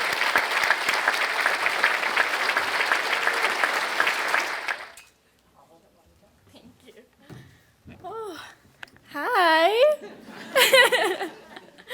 You guys, I was not expecting a video, so I am like trying not to cry. But thank you guys so much. Thank you, Gail and Danelle. I wouldn't have been here without Danelle. She nominated me, and she came up to my class in 5th period, and she's like, hey, and starts explaining what this award is and explaining what it means. And I'm like looking at her like, okay. And she's like, well, you got it. You got nominated by me and you won. I was like, oh my gosh, are you serious? And I start crying, and she's like, oh my gosh, I did not expect that from you. I'm over here crying like, oh, you guys, this is just such a big honor. And it's something I never would have thought I would have gotten. And I also wanted to thank my mom. Me gustaría agradecer a mi mamá por apoyarme siempre, aunque odia cuando no estoy en casa. Entiende mi pasión y amor por ayudar a los demás. Y a mi papá por apoyarme y llevarme a todos los lugares en lo que sería voluntario y por siempre admirar todo el trabajo que yo hago. I'd also like to say thanks to my mom for also supporting me. Even though she hates when I'm never home, she understands my passion for love and for giving. And for my dad for supporting me and driving me around to crazy places, and for always admiring the work I do.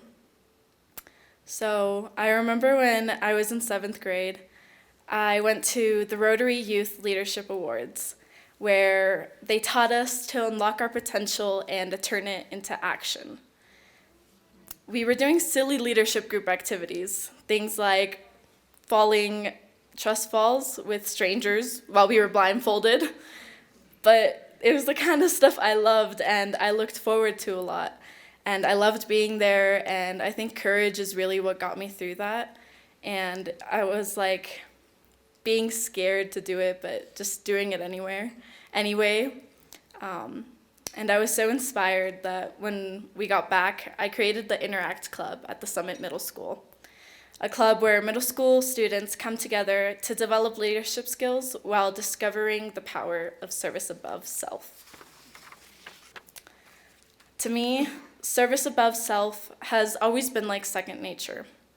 Every day I went out and my mom would ask me, Mija, why can't you just stay at home for once? And every day I would tell her I just couldn't stay home and do nothing. I loved meeting people, and I loved learning new things from all the people I had met. Through volunteering opportunities, I've spent building a 10-foot bridge with people I've never met. Oftentimes, I was the only Latina and youth there. But now I get to see them at other events, and they've become really close mentors. I've cleaned and built hiking trails, volunteered at food drives, animal shelters, plastic sorting. I've created anti-vaping campaigns, written proposals for nicotine taxes, even translated and taught a biology class to Senegalese students who spoke only French while I was also learning the content myself. And when people ask me why I give so much, I think about investing in the potential for change. When I was 6, I joined Mountain Mentors, a community-based mentoring program that matches adult volunteers with youth. I was paired with someone who was expecting a 6th grader. Instead, she got paired with a little 6-year-old, me. And instead of leaving me and instead of going for someone else, she stuck with me. And 11 years later, she has taught me some of the most valuable lessons that I will take and spread with the world. Gail Shears was a science teacher, and although she didn't teach me much science, she taught me something more special. She taught me how to be a lifelong learner and how to never give up and never expect anything in return because there is a bigger vision and a bigger impact. She is the reason I'm going to college now. She really taught me everything. She told me that no matter what, every experience is worth trying. And I think that's something everybody should know. It's no matter what, just try something.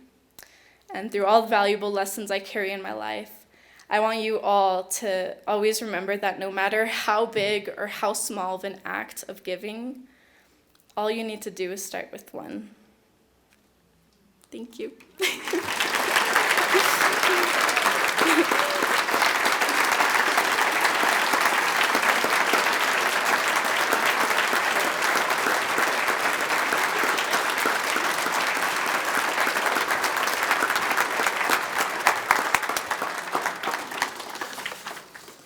And Jalissa isn't comfortable in front of a crowd at all, so nice job, Jalissa.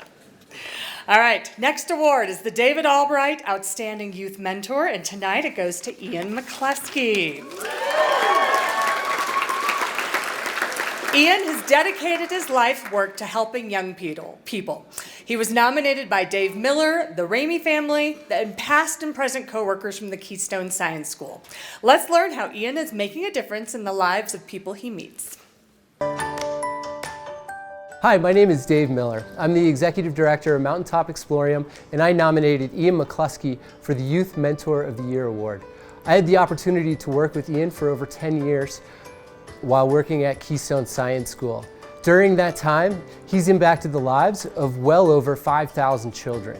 Hi, I'm Mason Ramey. I'm Donovan Ramey. And I think that Ian was a great counselor because he always made Keystone Science School so fun. And he's one of the people at Keystone Science School that I really feel has left a lasting impact on my life. And I just think Ian's a great person, and he makes Keystone Science School Keystone Science School. Hi, I'm Kim, and I am Donovan and Mason's mom, and they have been going to Keystone Science School since they were in kindergarten. I think the hardest part about being a good mentor and working at the science school is probably welcoming campers to a very unique environment. And he does that flawlessly. One of the biggest opportunities to kind of open up kids to the science school and a science school experience is the opening campfire. As a leader of camp, he's not afraid to stand up, sing songs, have water dumped on his head, or toothpaste rubbed all over his face.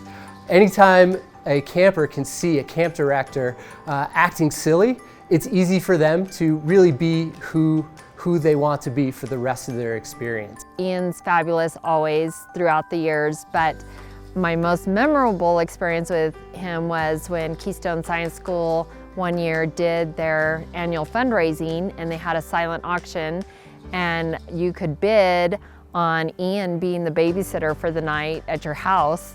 And so the kids told me, "Mom, you have to get that, you have to." And so the kids were so excited to have him babysit one night while my husband and I got to go out.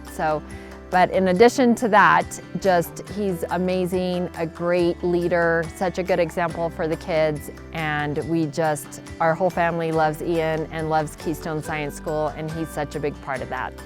And that's why I nominated Ian McCleskey for the Youth Mentor of the Year Award. Hey Ian, congratulations. You totally deserve this. I learned a ton from you, and I just think you're a great mentor. Hey Ian, it's your biggest fan here. Congratulations on your big achievement. Big congratulations, Ian. We're so proud of you, and we are so excited to be part of this experience for you also. And way to go. Ian McCluskey.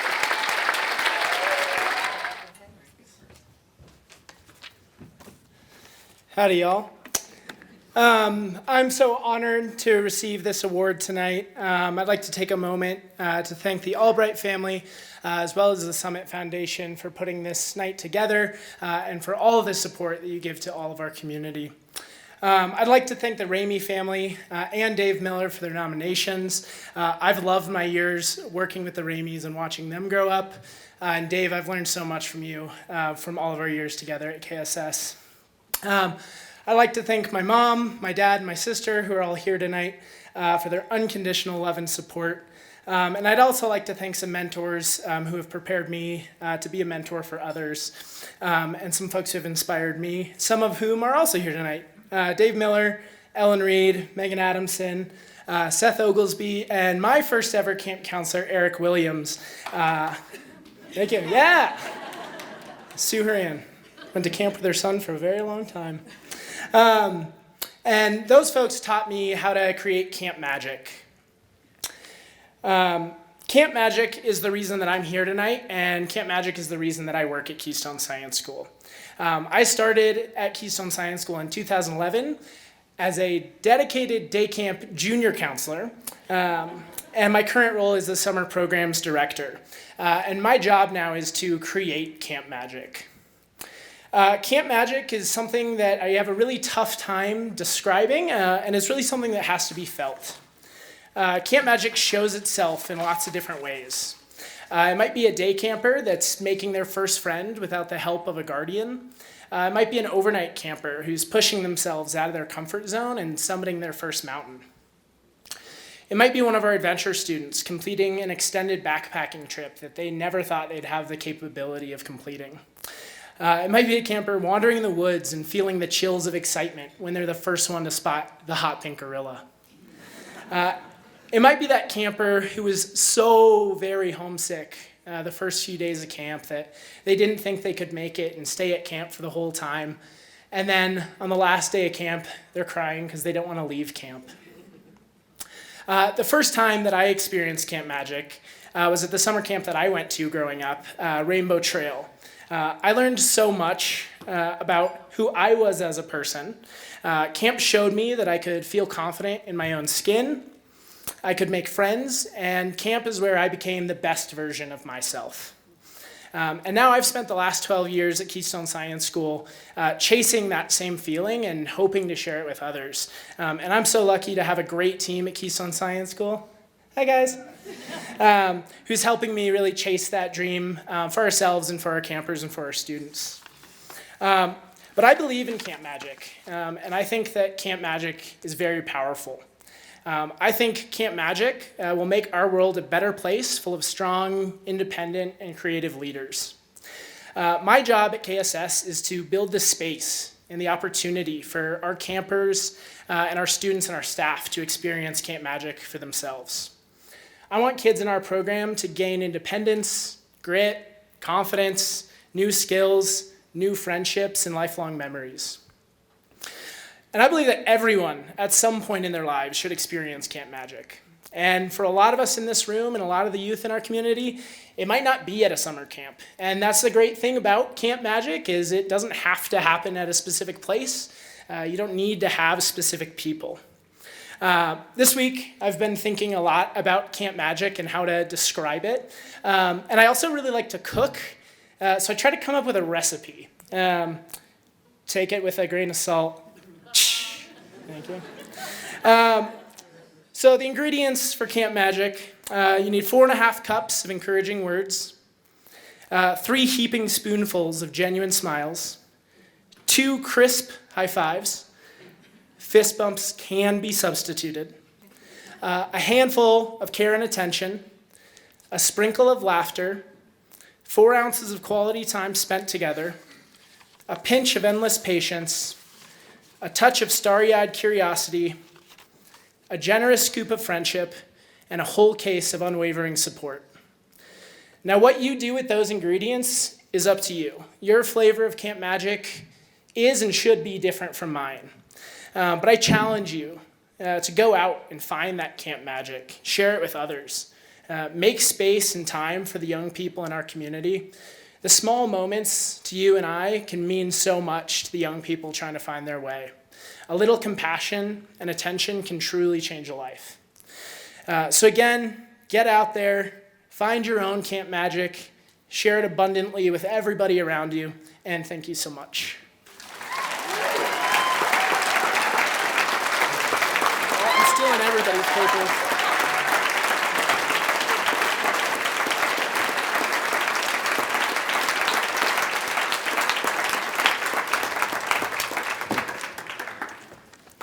Sorry, I tried to steal your script. You're all good. I was going to say, you could do the last one too. That's all you. Ian McCluskey and his Camp Magic, everyone. All right, we have one final award this evening. It's the Dr. Oliver Stonington Outstanding Philanthropist. And this year it is being awarded to Trish and Steve Shapiro. They were nominated by Dave Askelson and Stephanie Bestie of Colorado Mountain College, but of course their generosity is recognized throughout the community and all the students and people who have benefited from their generosity. Trish and Steve are very generous with their time, their knowledge, their support, including for the Summit Foundation. But perhaps just as importantly, they also encourage others to give back and are always so humble in their quiet commitment to our community. Thank you for everything, Trish and Steve. Let's watch their video. Hi everyone, my name is Stephanie Bestie and I work for the Colorado Mountain College Foundation here in Summit County. Hi, my name is Benjamin Butler. I am the president and group leader of the Summit County Rescue Group. And I'm actually here because I nominated Trish and Steve Shapiro for the Outstanding Philanthropist Award for Summit County. It is with great pleasure that I nominate Steve and Trish Shapiro for the Dr. Oliver Stonington Philanthropist Award. Steve and Trish have enabled us to purchase valuable equipment and provide training opportunities for our members so that we can fulfill our mission. Hey ladies and gentlemen, my name is Silver Canado. I am a student at Colorado Mountain College. I am with the Mountain Scholar program and my mentor is Steve Shapiro and his wife Trish Shapiro. They've been part of my life since I started here at Colorado Mountain College, my first year of culinary school.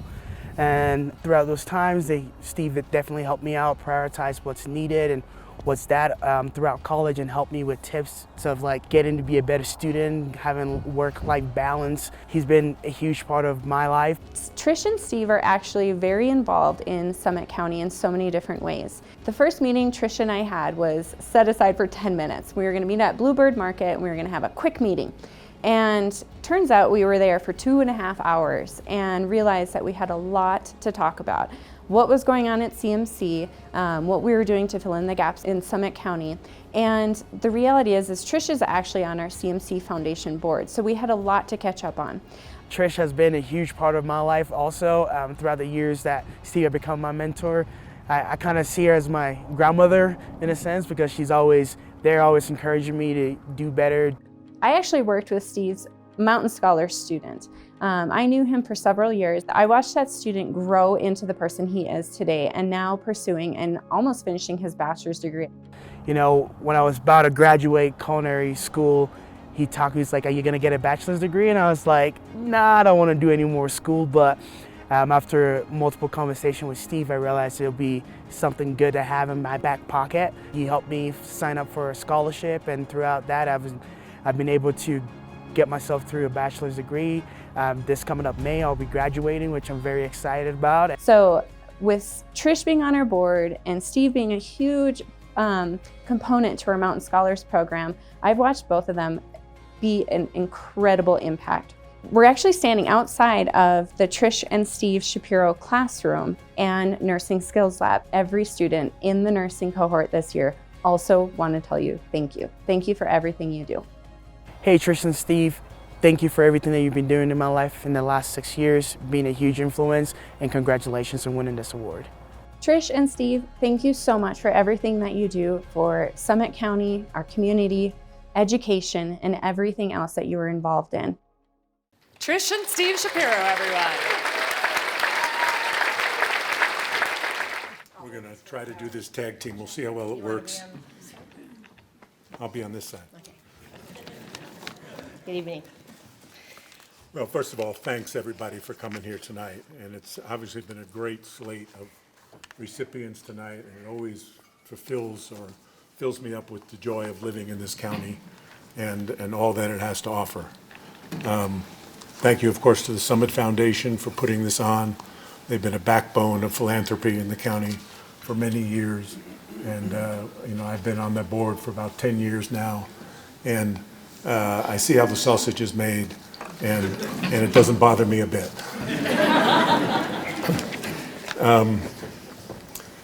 Let me just a little bit of philosophy here. You know, in a perfect world, we wouldn't need philanthropy. Education would be free or affordable. Health care would be readily available. Justice would be a given. Basic housing would be plentiful. Disease would be eradicated. Nutrition would be abundant for everybody. But we know that's not the world that exists today. So what are we to do about that? Philanthropy, charitable works, volunteerism, helping others can move the needle from what is to what could be. Quote, "The value we put on human life is what makes us who we are.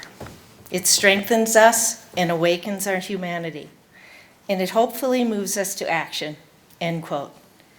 From Malala Yousafzai, the Pakistani activist for female education and the youngest Nobel Prize laureate. Trish and I have been extremely fortunate in that our parents encouraged us and made deep financial sacrifices to help us have opportunities. But we know that that's not often the case. And part of what drives us is the recognition that it's not a level playing field out there, and there's a real distribution of opportunity problem in our country today. While there are many exceptions that we regularly celebrate, the data overall says it's very hard to escape the circumstances of your birth. There are many pieces needed to break the cycle in order to create better outcomes. And many of you in this room are doing just that. But there's always more for us to do. Over time, we have found it to be more beneficial for us to focus on philanthropy locally, supporting the philosophy of give where you live. We can't do it all, and local activity to us means more opportunity to be personally involved, not to mention more accountability and visibility into results. We all have so much to offer in an incredible amount of ways, from bringing a meal to someone who is recovering from surgery, volunteering at a food bank, mentoring a young adult student, serving on a committee, or writing a check to a deserving organization.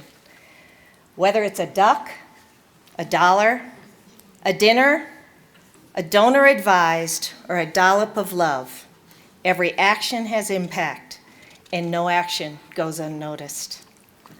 Our job is to partner with charitable organizations, giving of our time, talents, connections, or financial gifts. By becoming ambassadors of local organizations, we not only are able to help strengthen and grow them, but we can help elevate their visibility and importance in the community. Our family has had the opportunity to engage in impactful philanthropic endeavors, to uplift and assist others, and truly experience the profound sense of purpose that comes with striving to make this a better place and a better world. While Steve and I are the ones being honored tonight with this award, we share it with so many others who have guided us, inspired us, invited, encouraged, and worked alongside us on many boards, committees, and projects. We thank you, the Summit Foundation, for this award and for their decades-long commitment to award-winning philanthropic work. Their focus continues to be collaborative work that results in systemic change. They have addressed some of our most pressing issues, including housing, mental health, and education, providing hope and a sense of belonging for many.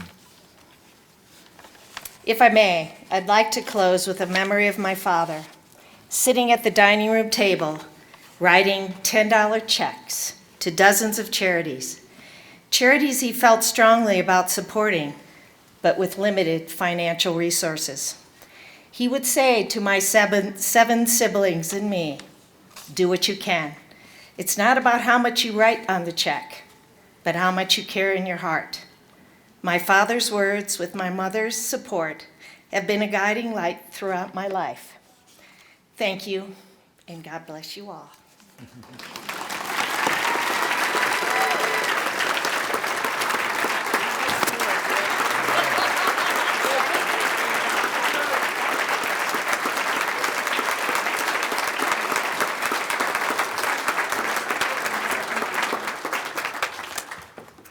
And let's do one more round of applause for all of our winners this evening. That's amazing.